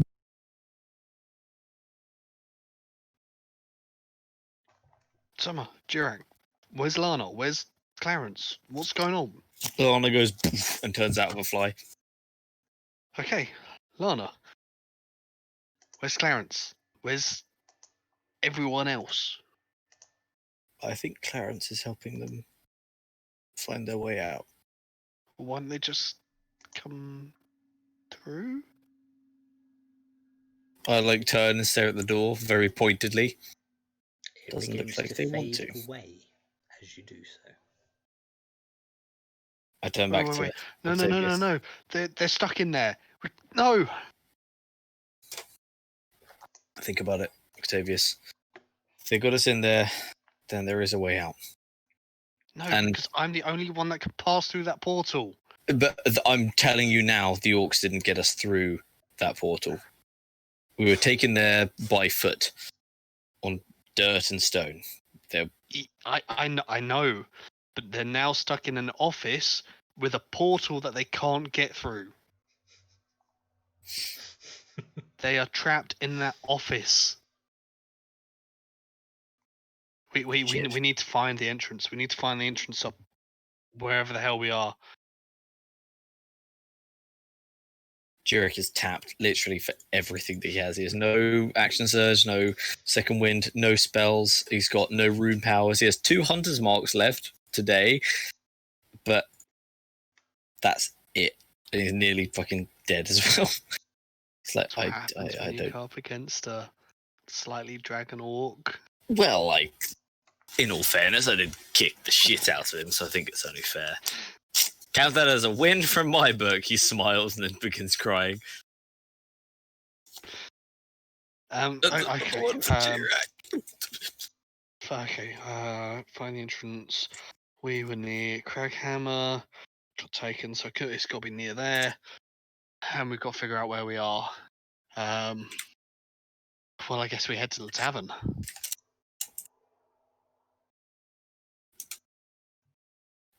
Lana knows like where the sun is in the sky, Yep. exactly what time it is, Yep. and the direction of north. Could she Yep. use that to sort of like GPS locate a very vague position? Yeah, you see her try, like she kind of separates from the rest of the group a little bit, and she's kind of licking her finger and trying to work out which way the wind's blowing, and tries to like do like angles using her fingers and her thumb, and like try to work out everything.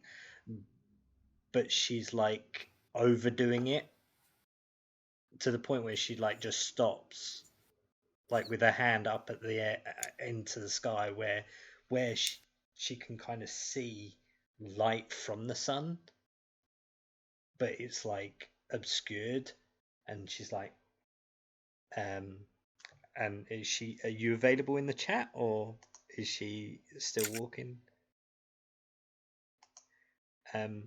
Yeah, she comes to the conclusion that you're not in Tal'Dorei. Excuse me? You're not in Tal'Dorei.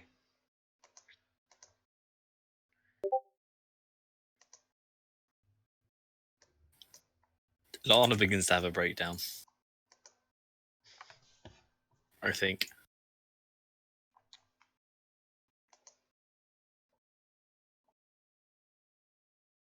She did say she had a breakdown a lot earlier, but I've decided now is the time. I will I will actually tell you what she said to me.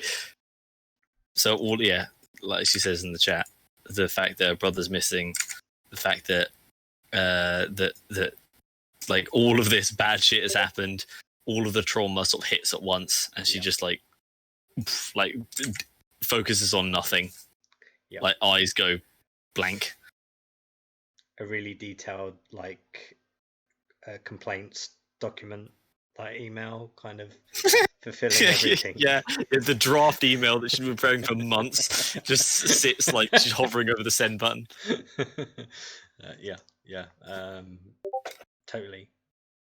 Go ahead, and if you have proficiency with Arcana, you can make an Arcana check.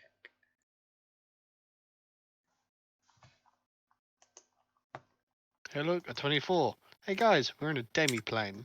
Yeah, you're in what is referred to, as far as you can deduce, you're in a pocket dimension of sorts. Yeah, I figured as much. Who's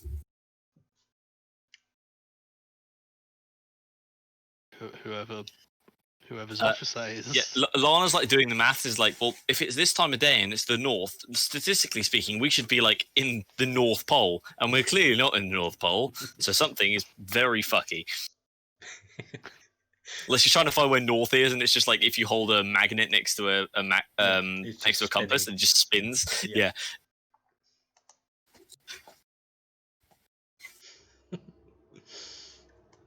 Yeah. Okay, so, guys.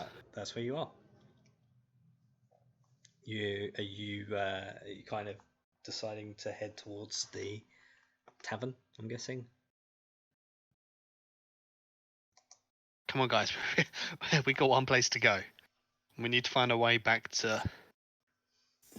Yeah, back to Tal'Dorei. It's the only landmark we have. If anyone's going to know, it's the building on this plane. Jirak, do you need a healing potion? You look a bit... I'm good. I'm good. He puts his lung back into his chest. Fine. Fine. Okay. Well, Just like maybe when we sit down, I'll have a nap. I'll be alright. well, do you need a rest now? Is that what you're saying? Let's get in the tavern first. It looks slightly more comfortable than like. And he looks down, literally just like the floor. Yeah. Okay. Summer, do you mind giving him a hand? Let's go. Or Kegger, you can lean on Kegger. That's a pretty good idea. And he like just falls asleep on the back of Kegger, just like you dragged along the floor. She rolls her eyes. What's quite strange about this environment is that when you start to head in the direction of the tavern, like the tavern seems to almost like move towards you. So like it looks like it's 20, maybe 40 minutes away, depending on, your speed. But as you begin to walk, it like the pace of your feet and the pace of which your approach on the building is far more rapid than you'd expect. But in front of you emerges that this tavern in front of you is an L-shaped tavern in design. There are 3 windows upstairs and 3 windows and a door on the lower floor from the outside. There is a well just off to the side of the tavern, and there is a sign that hangs from the tavern door that states downward spiral. And that Lana is turns to the camera and goes, "Yeah." What a mood! Like, oh my god. And that I think is a very good place to which I can end today's session. That did look not how go that, the way I like- thought it was gonna go. That's literally the point where I was like, I'm ready to go now. I'm on the place where I can actually be a part of this session. Good. 10 out of 10. Oh my god. I don't know what's happened Listening to much? other than I heard we were running away, so... I didn't get to listen to much, but the reaction when I joined was totally worth it. I killed your best mate and he died like a bitch. And then he turned It's into a cute that dragon. you think Jack has friends. Fucking good. Well, he seemed to think you were friends. Oh, he was Jack totally being like, used. I don't give a shit. Your secret admirer. Bordock was totally being used. Jesus Christ. I hope you enjoyed that, because I What did. happened, guys? Basically, Jirak killed the leader, who was then turned Good. into a dragon. Not good. He appeared to be half dragon. And Jirak's father stabbed him in the back with a Vorpal blade, or a Morgul blade, Necrotic and Oh, all good. this which bad. then exploded. Wait, Jirak's father stabbed Jirak, or Jirak's Yeah. father stabbed... And then, more Jirak. importantly, Jirak's father cut his own throat. Oh, good. Yep, and I then love that. Really love that. Yeah. you left his Oh, father to get some loot, and Jirak, Right. on 1 HP, had to then drag his father out. And You've left Clarence behind. Oh my god. Where's Clarence gone? What's happened to Clarence? I saw this go down and then had to get a new bit, so I don't know what's going on. So we couldn't find the way out, and the only way out Right. we knew was in the ruins through a portal that only I can open. And then Wait, how got didn't we get through the... What happened with... Wait, Cap of 4 people. Summer and Clarence had a way out. Why didn't we just use that with the slaves? it didn't take you out. It just took you to where you found the loot. Oh, fuck. Oh. Yeah. Oh, fuck. How many slaves as an army have we got now? There are 60 slaves and Clarence stuck in an office with no way out of that office. Maybe like you can't get in if it's if you're not a magic user, but like you can get out if no matter what. It's like a one-way mirror. Right. Yeah. Oh fuck. We're fucked. Oh fuck. Okay. Oh Yeah. shit. I feel like this is not a good thing. And I'm assuming that at this point the Karen's hanging behind, didn't want to get saved because contact clues because he wanted to die in the last bit. But I kind of don't want to leave Karen there. Oh dear. This is oh dear.